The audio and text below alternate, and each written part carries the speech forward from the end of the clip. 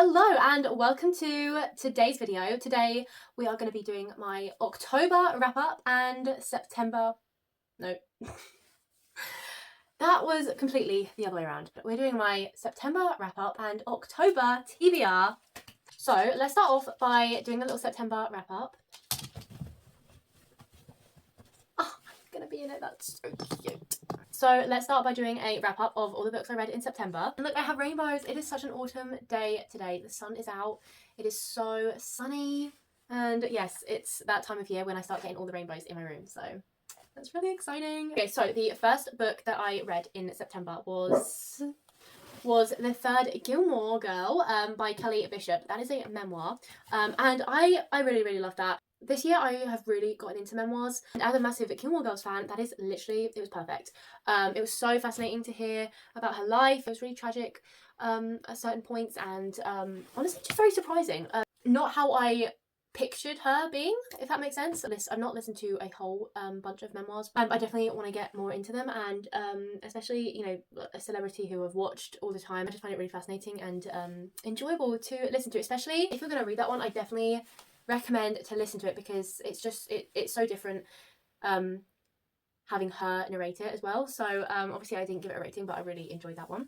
And then I read The Pianist's Wife by Saroya M. Lane, and that is a World War II story. And again, I'm really getting into historical fiction, especially around the time of like any world war, and this one was just really moving and emotional. I definitely cried in this one. It was really good. I gave that 5 stars actually. I gave it 4.75 stars if I'm being specific, but honestly I'm just rounding up to 5 because it was so good.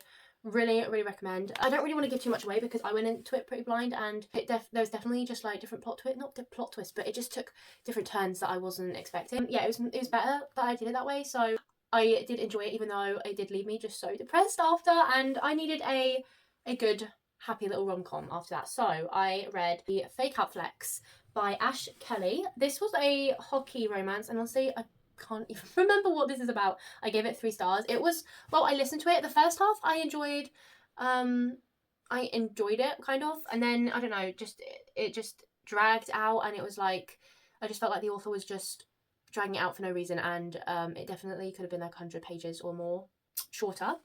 I'm gonna have to like read the book description because I actually have no idea what this is about. And that just kind of says it all. It was entertaining at the time. It did what it needed to do, but yeah, by the second half I was definitely just done with it. Oh, so it's fake dating. It's crazy how I have absolutely no memory of this. Yeah, I think if I am remembering correctly, it was pretty funny. It had me laughing a few times, so there's that. But yeah, take what you want from that. Oh, and I also had New River Gorgeous by Olivia Hope McCarthy.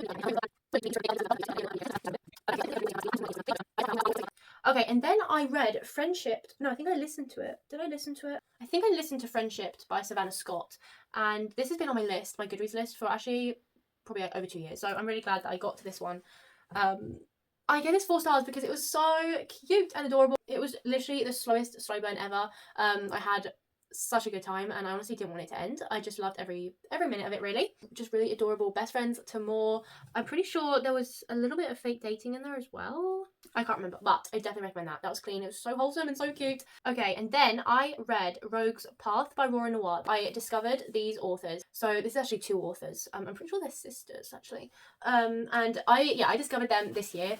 Definitely one of my favourite authors. I've read Dark Love, Dark Endures, and now Rogue's Path. This interconnects with like the Dark Love series. So some characters from those 2 books are in this new series, and this is a motorcycle gang dark romance, and basically all their books have this little mystery, loads of different mysteries just running throughout, and they actually have literally so many books. Aurora Darklight, I think is their pen name on Goodreads. I mean, like I said, I've only read 3 of their books, but it feels like this giant family, and you get to know each one. Like everyone has their own books, and I had never read a dark romance before this year, and Dark Love and Dark Endures is one of my top books of the year. Yeah, these are clean dark romances, and the male main characters are like really tough crime lords, but literally the sweetest, most overprotective, cutest characters that I've ever read about.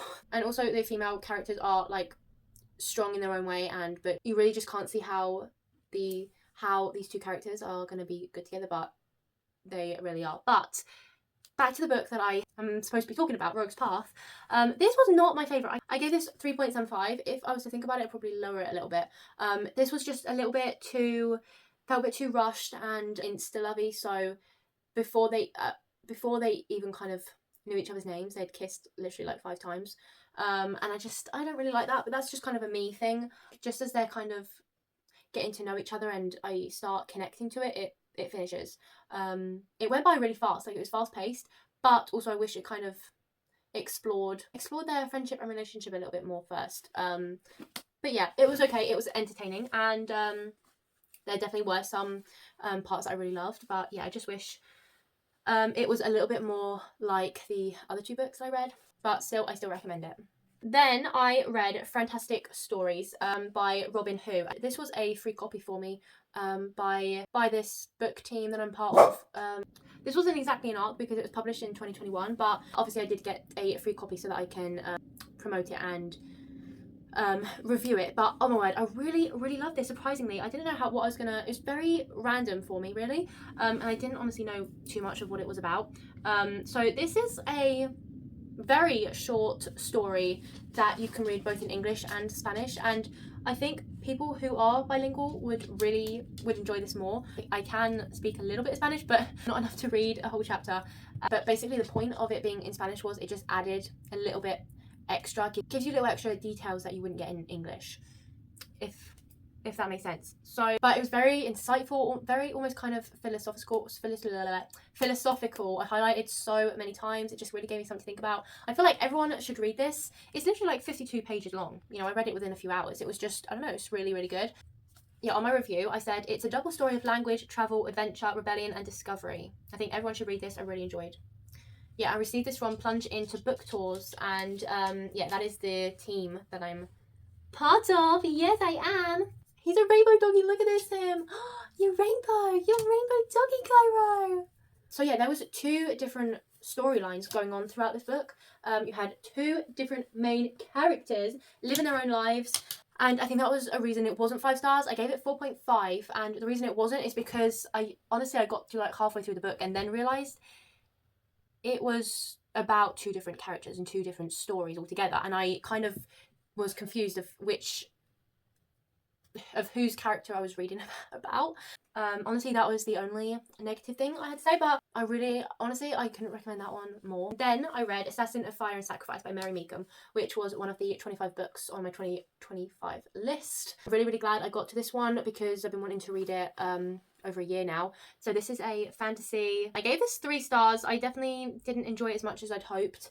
I was kind of glad to be done with it. Again, it just felt a little bit too long. And so this is enemies to lovers, like kind of hidden identity, and she is an assassin sent to kill him, and yeah, I think I built it up so much in my head, it just didn't quite hit the same for me anyway. It just wasn't as good as I thought it was going to be. There was a few plot twists that really had me, so they were really good. Okie dokie. And then we read Emma the Matchmaker by Rachel John. I love Rachel John. She's one of my favourite authors again. This is part of her Jane Austen retelling series. I really love this series. They're just like really sweet rom-coms. She takes inspiration from obviously Jane Austen books. And I haven't read Emma. I've watched a few films. But yeah, I really do need to read Emma. This one was so cute. I gave this 4 stars. I had a really good time reading it. It was exactly what I'd hoped for. I honestly couldn't have asked really for anything better. It was just so sweet. Very short and sweet. It's only 155 pages. So perfect for what I needed. And again, I'm really glad I got to that one this year, as that's also on my 25 list. And then finally, I read One More Song by Anna Conwell. I literally could not love Anna's books more than I do. Every book I read just makes me love her writing and her characters even more.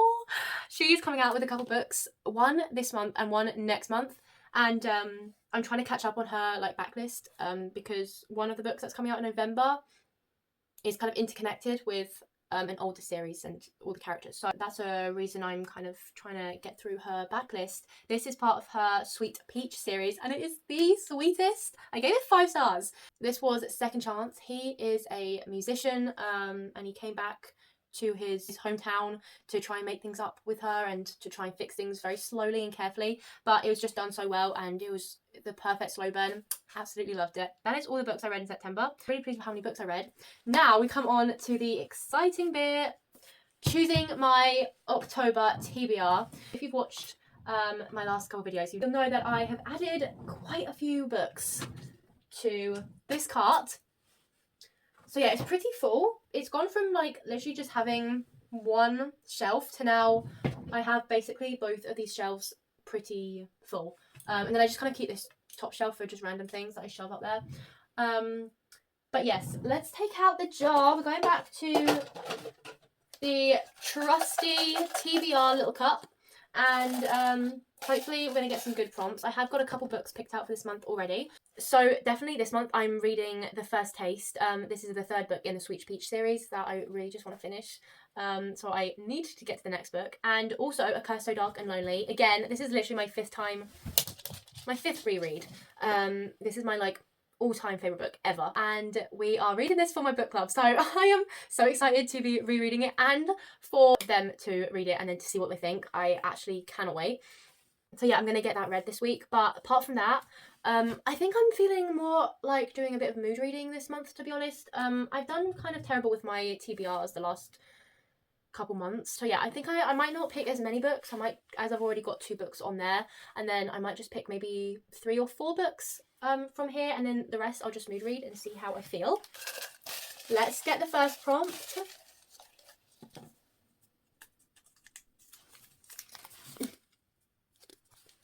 Fantasy pick. Okay. Oh, I know. Wait, actually, how many fantasies have we got on here? We've got this one, Song of Thieves. We've got Emerald of the Sea. Why does it still feel like I've got no books on this cart? Babel is kind of a fantasy, I'm pretty sure. But, I mean, I know what book I'm going to pick, because I wanted to read this anyway. I'm going to go for A Song of Thieves, which I put down on my list, to be honest, for this month anyway. So I would have read this, I hope, if it was on my... wow, this is kind of small writing. If this was on my TBR or not. But this is even more perfect. I am reading this. I've been wanting to read this for like 2 years or more, so I'm so excited. And I definitely talked about this, and it's definitely been on my TBR more than once. So I am definitely gonna get to it this month. Yes, I shall. This is an enemies to lovers, and they are rescuing the princess, and he is the part of the royal guard, I'm pretty sure, and she is a thief and a spy. So it just sounds perfect. I really have a feeling I'm going to love this. So yeah, it's my first book. I'm just going to put that there because I don't know where to put it. I really hope it is a good TBR this month. Did I just pick that? Yes. Okay, next prompt.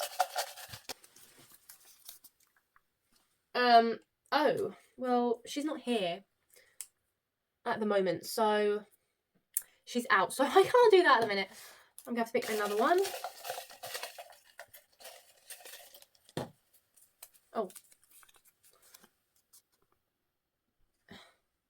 Oh, Fable Feed. Oh, okay.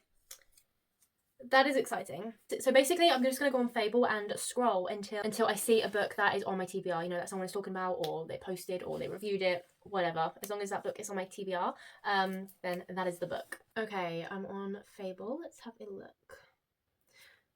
Okay, so, oh, there is a review on Remarkably Bright Creatures. Does that count? That's the first thing on my feed. Under that is As Long as the Lemon Trees Grow, which I actually started this month anyway, but I returned it on Libby because I just don't think I'm in the right headspace for that. So I'm going to go for Remarkably Bright Creatures by Shelby Van Pelt. This one has such an interesting cover. I've heard really interesting things. I think the main character is an octopus, which is absolutely crazy. I love that. So sure, why not? Let's add that. That will be on my Kindle. So I'm going to probably pick 2 more. I think we've ended up literally picking the exact same amount. And we're literally going to end up with the exact same amount of books I have on every other TBR month that I have. But oh well. Okay. Why is this so exciting? I think that's upside down. Is it?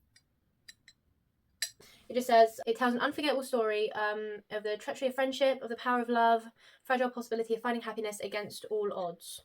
I would never have imagined that I could lie, that I could betray someone I loved, that I would nearly kill the person who loved me most. I love when books just have that one little quote at the top that just summarises the book. That's all I need to read, and I want to read this book.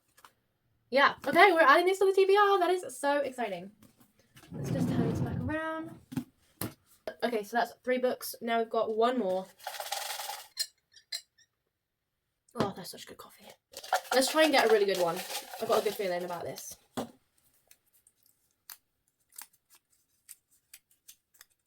If I can open it. I don't know if that's focusing. Continue a series. Oh, I don't think I have. Oh, wait.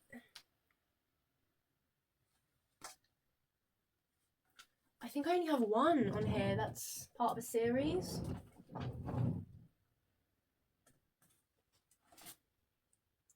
Huh. I guess that's just 1 then. Which is good because this is actually on my autumn TBR. I guess we're going for this giant beast. Escaping from Houdini, which is the 3rd book in the 𝔬𝔬𝔫𝔱𝔢 the Ripper series. And I've been meaning to get to this one all year, and it is on my 25 books. So, yes, I really need to get to this. I don't know why I feel like I'm always putting off continuing the series, because I absolutely loved 𝔬𝔬𝔫𝔱 the Ripper. It was almost 5 stars. Like, it was brilliant. I think in my head, I'm not the biggest thriller person, but once I'm reading a thriller or watching a thriller, I love it. But for some reason, just the thought of reading a thriller or, I don't know, for some reason, just I feel like I have to force it, even though I really want to finish it. But yes, I'm adding this because we're getting this read. So this will be good. So this will be good. If you've read this book or, you know, finished the series, then please let me know and let me know what you think. The little quote says, "Beware of midnight bargains. If you're not careful, you might lose your life, your very soul, to this magical travelling show." These are very dark thrillers and very twisty and plot twists and yeah, so I won't be reading this at night because I know that would just freak me out. Oh, and there's pictures too. Oh, okay, it's a bit of a weird picture. I'm going to try and actually read this physical book. I don't know if you can tell how big it is. Like, it's massive compared to a normal size book. What? What's in the world? I don't know why it's so big. Okay, and that's the 4 books on my TBR. So, we have got The First Taste by Anna Conwell, A Curse So Dark and Lonely by Brigid 𝔑𝓫𝓫, what? I think I just mixed up, by Brigid 𝔑𝓫𝓫. And then we've got Song of Thieves by Jacqueline Guernsey. Then we've got The Blood of Flowers by, I'm not going to try and say her name again. And then we've got Remarkably Bright Creatures, not sure who the author is. And finally we've got Escaping from Houdini by Kerri Maniscalco. So that is our little TBR. Stay tuned if I read any of these books. I'm sure I'll be doing a wrap up soon. Okay, and that is it for this video. Thank you so much for watching. I really hope that you enjoyed. I absolutely love filming these videos. They're so exciting. I love getting to the end of each month so I can pick my TBR for the month. Yeah, I really hope you enjoyed. Thank you so much for watching and hope you're all doing well, and I'll see you in my next video soon. Take care. Bye.